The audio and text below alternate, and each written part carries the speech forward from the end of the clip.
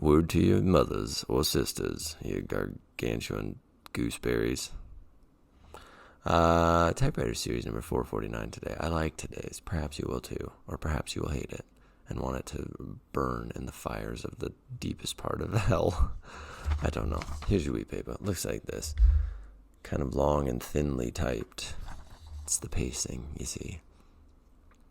Here we go. Do you know that you gave me life? Do you know that before my eyes fall shut each and every night that you, only you, are my last thought? That I fall asleep whispering to you? Do you know you are made for me and I for you? Close your eyes and I will meet you. I will come for you and carry you home. Whoa. Love you a lot. See you later. Have a beautiful day. And if you don't come whining to me. I'll see you tomorrow.